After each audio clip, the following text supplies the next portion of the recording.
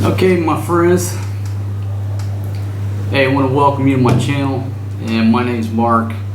This video is going to be a 2-year review on my Indiana gear bag by Saddleback Leather.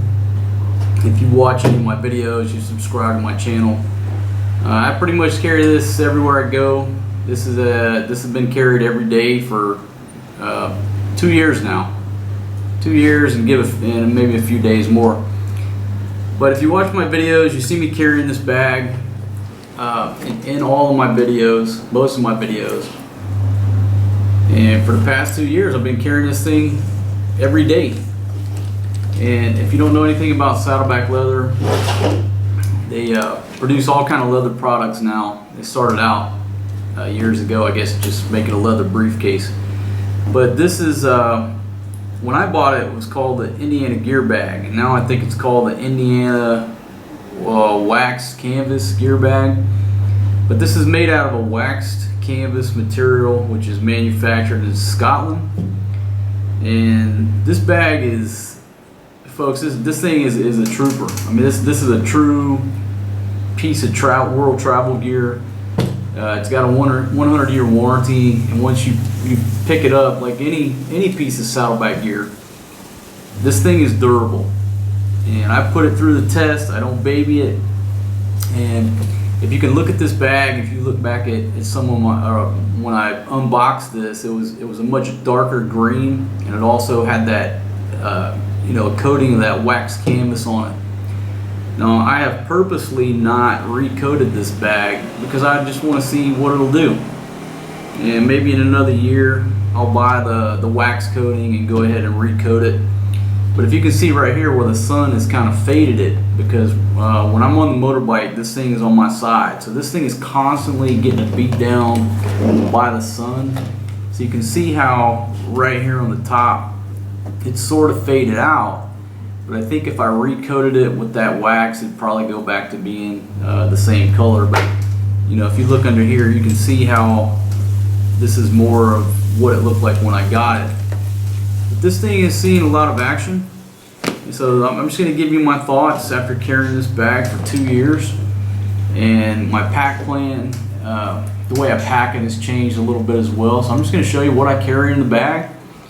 And I'm a frequent world traveler. I spend most of my time in Southeast Asia. I do a lot of backpacking, so I'm riding on motorbikes, I'm hiking, I'm trekking. I go from staying in nice places to staying in a village in the middle of the jungle or a sugarcane field. So this thing is seeing all kind of terrain. So let me just start out by just going over the bag. 2 years of everyday carry.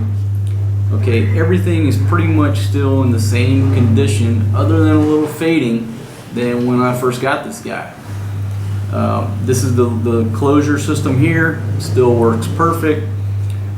The hardware right here is in great shape, and it has real copper rivets, so they'll oxidize a little bit of green color. If you want to clean them off, you can. I don't care. It just makes it look more authentic. So this thing is still good to go, and I put it under a lot of stress because if you overpack this bag, you have to put it on this last rung, and this thing here is like straining. So I've put this under a lot of stress. There's nothing fraying. There's no stitches coming out on any of this gear right here. The handle, you end up using this thing quite often to reposition it. If you're wearing it. Just to position it around. And there's absolutely no fraying on any part of the handle where the stitching meets the canvas. And it's also riveted with copper. There's no problems. Alright, let me go around to the back and I'll talk about this piece of leather right here.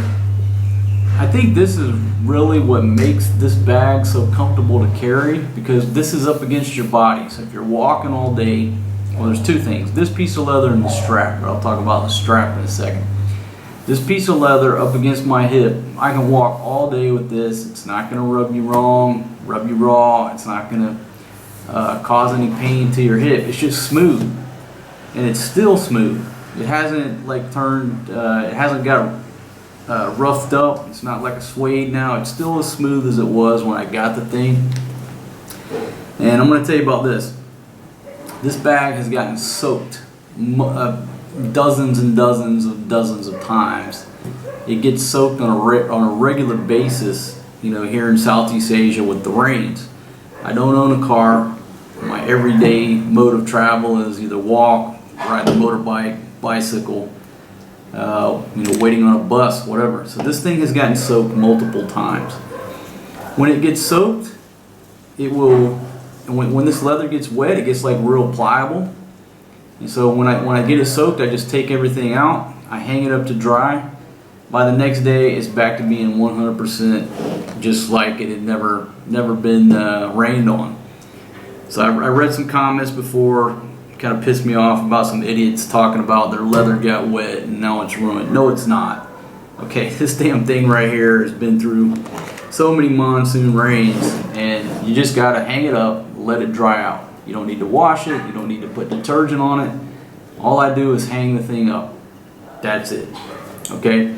This is one of the things that makes it so comfortable, is this is up against your side, your hip when you're walking.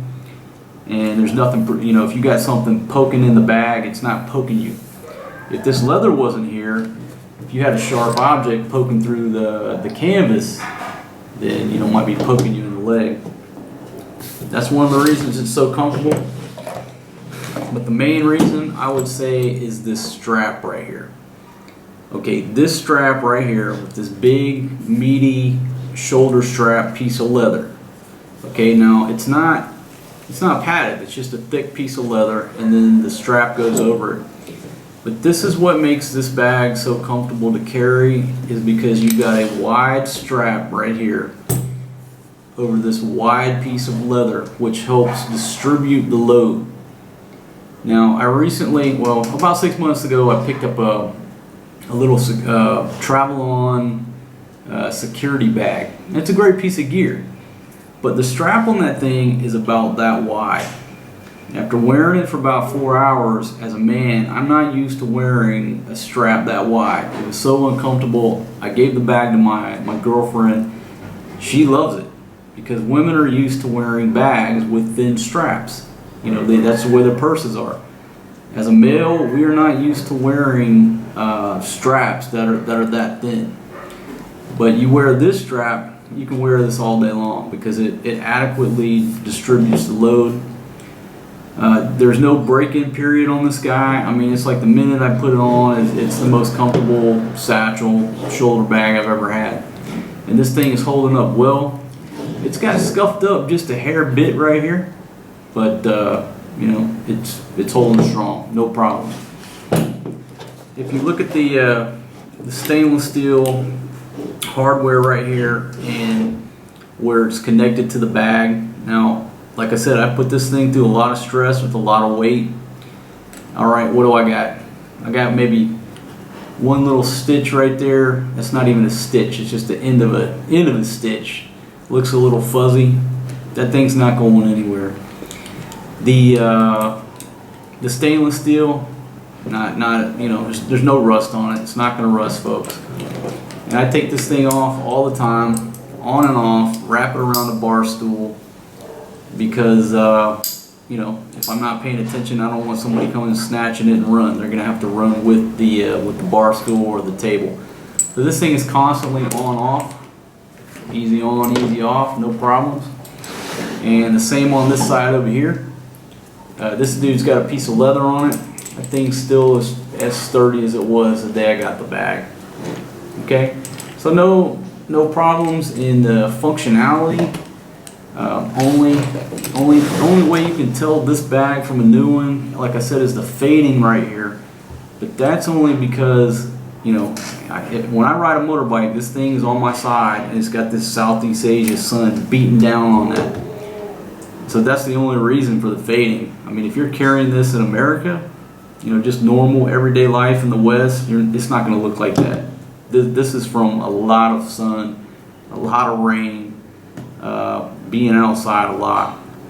Alright, so let me just tell you how I pack right now.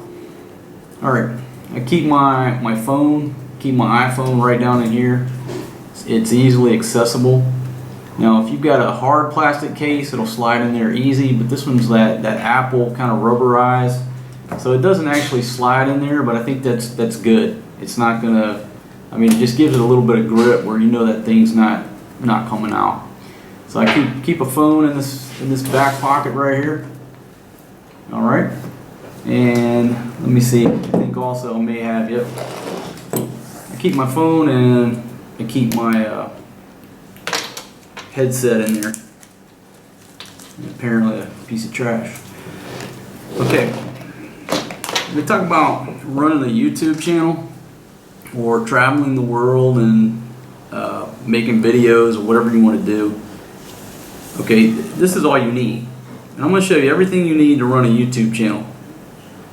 The only thing I'm not going to show you is my MacBook Air. The thing been a great piece of equipment for almost what, 8 years now? I think maybe 6 years. I've had that thing I think for 6 years, and I just had an issue with it. I think one of the modules of RAM went out, so I got to go replace the RAM.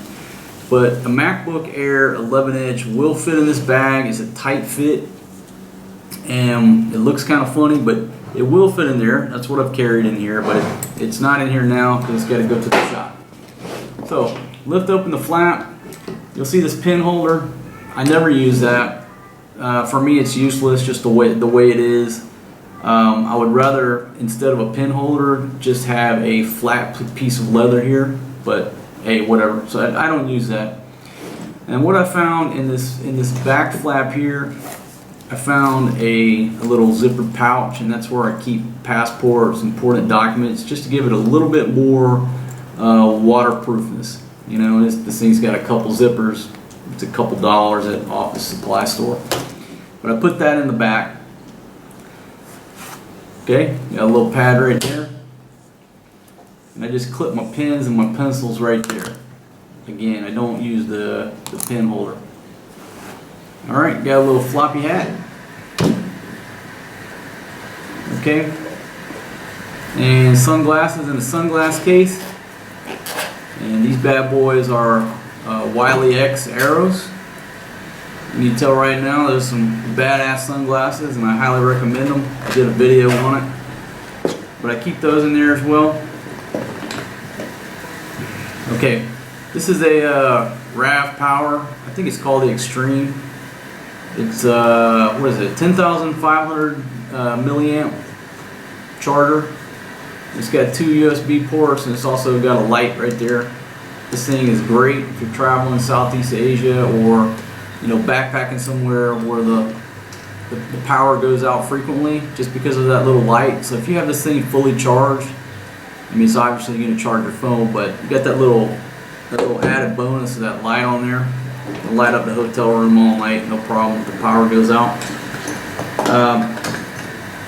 Highly recommend that. It's sort of ruggedized too. It's gotten, I haven't submerged it, but it's gotten wet a few times, no issues with it. So moving right along. This is the Manfrotto, I think it's called the Pixie Mini. And this is a little tripod right here that I use. And I'm going to show you what most of the gear that I use is what I'm showing you right now. Now what I'm shooting with is an old Sony camera on a Manfrotto, I keep forgetting the name, sorry folks. But I got it on a proper tripod on my old camera. But I wanted to show you exactly how I go about making YouTube videos most of the time when I'm on the road. Alright, so you take that little Pixie Mini right there, and then we've got this guy right here from ReadyCam. And so usually what I do is just screw this guy on here if I want to use a tripod. If not, when I'm walking around talking to my camera, I've got it on there, and I'm going to show you how I'm mounting it on there. So that's the hand grip by ReadyCam. And then this is the cell phone. This is the cell phone, I don't know what they call it, a holder by ReadyCam. So you screw this guy on here,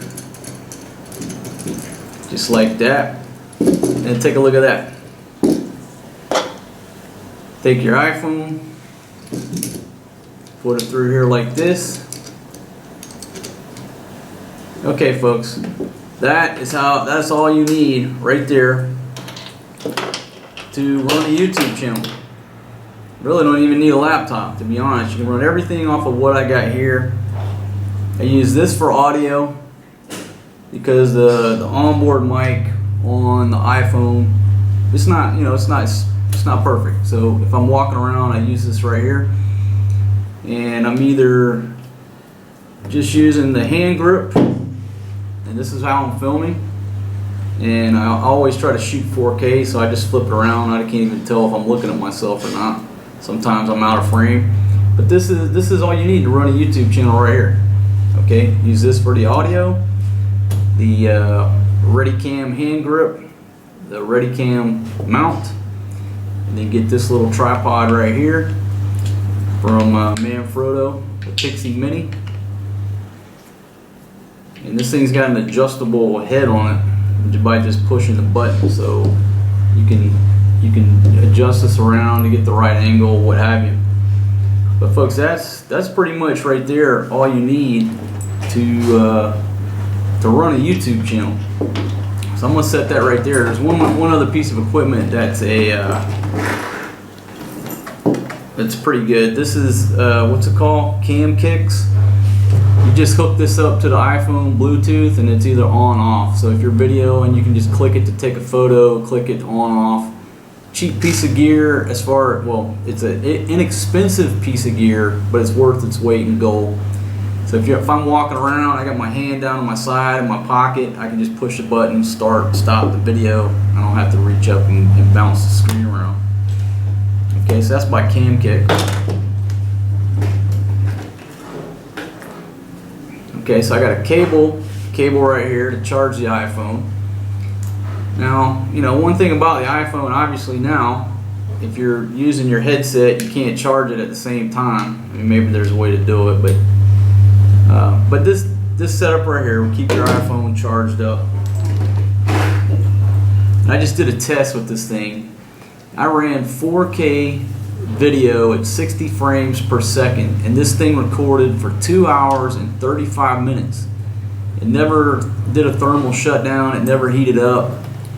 The battery just died. So this thing did 2 hours and 35 minutes, 4K, 60 frames per second, non-stop, never wavered. And then I can probably get, I think, maybe 1.5 or 2 full charges out of this. So you're talking with this setup here, you're looking at 5-6 hours of video. Alright, carry a cable, the other side's cable, and a little plug in here to actually charge that RAV power.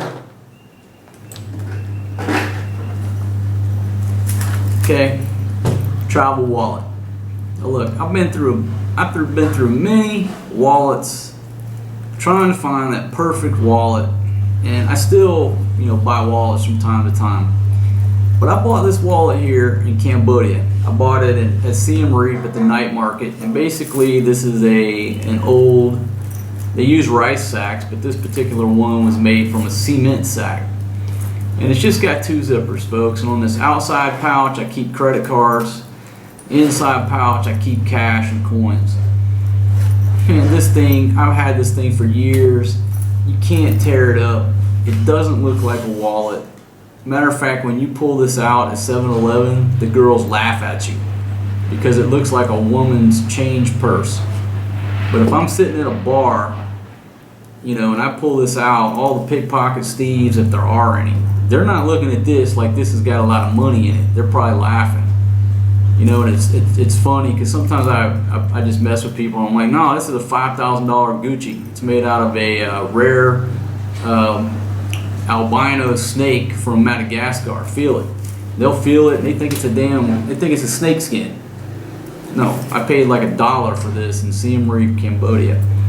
But the thing about it, folks, this thing is like 90% waterproof. The material itself is waterproof. I mean, the water can get in through the zippers. But I got caught out in a pump boat in the Philippines in a storm. Had my passport in here actually, and you know what? It saved it. So this is my travel wallet. $1. I'm always buying new stuff to review it, experiment with it. But if you go to Siem Reap, Cambodia, you go to the night market, they got all kind of stuff made out of this. They sew it by hand out of refurbished rice sacks and concrete sacks. You know, the Tyvek material, whatever it is. Well, this is a temporary rider. I had a bunch of coins accumulating, and this is just an old plastic thing from what is this, facial cream or whatever, coconut body cream, whatever. But I tried to, I was like, you know what, that's a good plastic container. Instead of putting it in the ocean, I'm going to use the shit out of that, so it's a good coin case. It's also waterproof. Okay. Alright, beer opener. Got to have that right there. I don't go anywhere without my beer opener. A friend of mine gave me that when I was in, back when I was in Iraq, in Fallujah. Had it with me every day ever since. Great piece of gear. Okay, so folks, that's pretty much what I got in there right now. And I don't know if you can see it because of the light, but if you look at the unboxing, you can tell it's just this small pouch in the back and the main pouch here. And again, if you get you one of these little zippered pouches, okay, this thing slides in and out of there, okay, in and out. And there's some more waterproofness to having it in here. Speaking of waterproof, is the Indiana gear bag waterproof? It's about 90 to 95% waterproof. You can't say 100% because if you get the bag, you know, bent a little bit like this, rain could pour in here. But that's never happened to me because he designed the bag where the top lips over, and so you don't have that problem. Now, folks, I've been in some serious monsoons out on the motorbike where the motorbike was more like a jet ski, and obviously I'm carrying this. It's obviously exposed. I get home and all my stuff is straight. And when I lifted up the flap, you can see a little bit of moisture that was trying to peek through, but it never broke through. So is this thing waterproof? Well, don't go throw it in the pool like a Pelican case. It's not a Pelican case. But for what you're going to use it for, especially in the West, from running from the car to the office or the car to the house, or maybe getting caught out, you know, on a day hike or something like that, you don't got to worry about it. I don't worry about this thing. This thing right here just gives me a little bit of added peace of mind, but it's more of just an organizer. You know, instead of stuff just flopping around in there, this is just an easy organizer for me to keep those things in there. Look at that, boom, easy in, easy out. But I'm not worried about it. Okay, this is what I carry every day. My passport rides in there, and you know, my wallet rides in the front. So it's a little bit of extra waterproofing. I don't worry about it. I really don't need to worry about it anyhow, but that's the way my pieces of gear. So there you have it, folks. Indiana gear bag by Saddleback Leather. I've had it for 2 years, everyday carry. You don't believe me, just go back and watch some of my videos. Oh, by the way, subscribe. I'm up to, I think, 780 subscribers. Holy shit. 780 people like watching my material. Hey, thank you very much, everybody, for subscribing. If you're not a subscriber, go ahead and hit the button. I think I'm pointing at it right. It's like right. I think I did it right. Shit, I don't know. Wherever that subscribe button is. The price of this bag, since I bought it, obviously the prices went up a little bit. But I think now it's at, what is it, $250, I think, for this bag. Folks, I'm going to tell you, that's the best $250 you can spend on a bag like this, on a satchel. This thing is going to last longer than me. I'm going to hand this down to some lucky, you know, family member, world traveler, whoever. Somebody else is going to get this bag, and they're going to continue to carry this bag. There's no doubt. It's going to last longer than me. So $250. Listen, you can go to Walmart. You know, pick on Walmart, I guess. I mean, I'm from the U.S. You can go buy a cheap $20 bag. It's going to end up in the landfill in about 6 months. Okay, this thing right here is $250. Well, I think it's $250 now, and maybe I'm wrong. I'll put the price. Bing, boom. There's the latest price. You're gonna hand this down to your kids or your grandkids. So $250. This bag is worth a lot more than that. Okay. I mean, just take a look at it. That's the bottom piece right there. The thing's seen hell. It's a tough piece of equipment. They stand behind it with a 100-year warranty. All right, well, I've got 5 or 6 other videos about this bag, specifically about the bag. It's in the playlist. If you just go to the main, go to my channel and scroll down, it's in a playlist. Like 5 or 6 videos I talk about this thing. But it's a trooper. And if you're from the West, a lot of people, here in the East, every male carries some type of satchel. Okay, and one of the reasons is it's hot. So if it's hot and you're wearing shorts and a tank top, you don't have pockets or places to carry all your gear. You can't put all this heavy gear in your shorts because they're gonna drop down to your ankles. So everybody over here carries some type of satchel. In the West, you guys call it man bags. Because you got this big issue with your ego about what people think of you. Whatever. So let me address this with all you big steroided up dudes in the West that are shy to carry a man bag. Screw that. Number one, this ain't no man bag. Okay, the size of this. Okay, this is the same shit Indiana Jones carried. All right. Now Indiana Jones is a man's man, and he wasn't carrying no man bag. So this is about the same size as what Indiana Jones carried in the movies. It's a perfect size for everyday carry. It does not look feminine by any means. Okay. The smaller, if you went smaller than this, then maybe you have an argument. Okay. But this is a man's bag. This is the perfect size right here, and it just looks natural. It looks nice. They recently came out with the sand canvas. It's a lighter color. I haven't got my hands on it. I just saw it on the website. But I think that bag looks good for the ladies. Now, I'm not saying it doesn't look good on a man. I haven't seen it. Hell, I might carry it. But I really think that sand canvas color looks... If I were going to buy one for my wife, girlfriend, whatever, I would buy her the sand canvas, and I would buy this for myself. That's just what I would do. But again, I haven't seen it up close, so I don't know. What else can I talk about? Folks, the link's down in the description. You can click on that link. It's an affiliate link, so if you buy the bag, obviously I get a commission. But I'm at a point in life where I'm not going to promote things that I don't use or I don't like or I'm not going to stand behind. And this right here is a damn piece of gear that I stand behind. And